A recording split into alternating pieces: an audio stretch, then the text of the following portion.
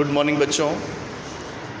आज दिनांक 12 मार्च वर्ष 2020 8वीं कक्षा का ये 17वां चैप्टर हम कर रहे थे, वृत्त, जीवा एवं चाप। इसमें हम 17.1 से जुड़े हुए जो बेसिक जानकारी हैं उसकी चर्चा हम कर चुके हैं। फिर 17.1 प्रश्न संग्रह भी पूरा हो चुका है।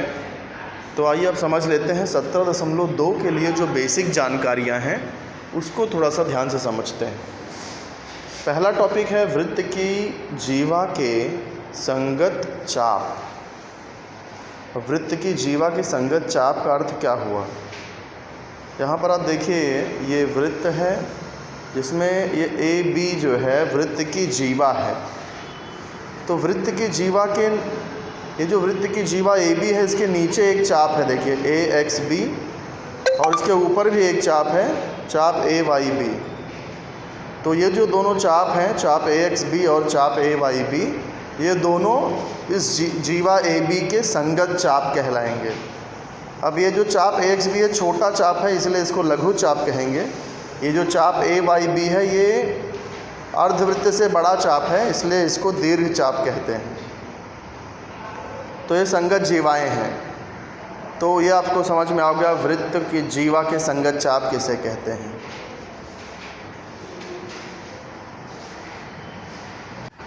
ऐसे ठीक इसका उल्टा भी बोल सकते हैं कि जीवा ए बी, ये चाप ए एक्स बी और चाप ए वाई बी की संगत जीवा है। यानी जीवा के संगत चाप और चाप के संगत जीवा, आप दोनों में से किसी भी तरह से बोल सकते हैं। अब सर्वांगसम चाप के बारे में ज़रा समझ लेते हैं। तो क्या है वो? यदि एक ही वृत्त के दो चापों के माप समान हो तो वो दोनों चाप सर्वांगसम होते हैं।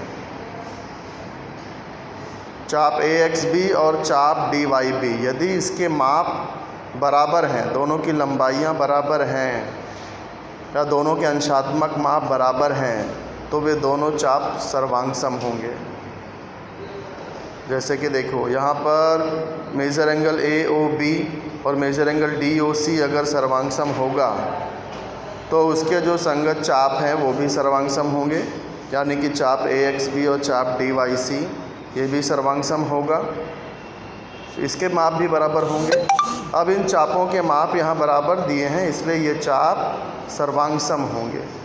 यदि माप बराबर होंगे तो चाप सर्वांगसम होंगे। वृत्त की जीवा और संगत चाप के गुणधर्म दी गई कृति द्वारा हमें जांच करना है। वृत्त की जीवा और संगत चाप के गुणधर्म। तो एक यहाँ पे एक छोटी सी कृति दी है कि एक वृत्त बनाएंगे, उसमें सर्वांगसम जीवाएं यदि हम बना दें। सर्वांगसम जीवा कैसे बनेगी? आप यदि दो सर्वांगसम केंद्रीय कोण बना दीजिए, उसके बाद में उस कोण के जो अंत बिंदु हैं उनको मिलाइए, तो ये जो जीवा है ये सर्वांगसम जीवा मिलेगी। तो ये कोण यदि सर्वांगसम है तो जीवा भी सर्वांगसम होगी, और यदि जीवा सर्वांगसम है तो इनके संगत चाप यानी चाप ए एक्स बी और चाप डी वाई सी ये भी सर्वांगसम होगा। तो कृति वही यहाँ पर दी है कि ओ केंद्र वाला एक वृत्त खींचो, वृत्त में कोण सी ओ डी और एक कोण ए ओ बी समान माप वाले खींचो। कोण ए ओ बी और कोण सी ओ डी समान माप वाले को दो कोण खींचे हैं। इसके आधार पर चाप सी वाई डी और ए एक्स बी सर्वांगसम चाप प्राप्त हो जाएंगे। तो जैसे ये सर्वांगसम कोण बनेंगे तो ये जो चाप आपको मिलेगा ये सर्वांगसम ही रहेगा। फिर बाद में ये ए और बी को मिलाएंगे तो जीवा ए बी हो, और इसी तरह डी सी को मिलाएंगे तो जीवा डी सी प्राप्त हो जाएगी। अब हम लोग विभाजक की सहायता से जीवा ए बी और सी डी को हम लोग माप सकते हैं। स्केल से भी हम लोग चेक कर सकते हैं कि जीवा की लंबाइयाँ समान रहेगी, और ट्रेसिंग पेपर की सहायता से आप चाप भी चेक कर सकते हैं कि चाप के माप भी आपको बराबर ही मिलेंगे।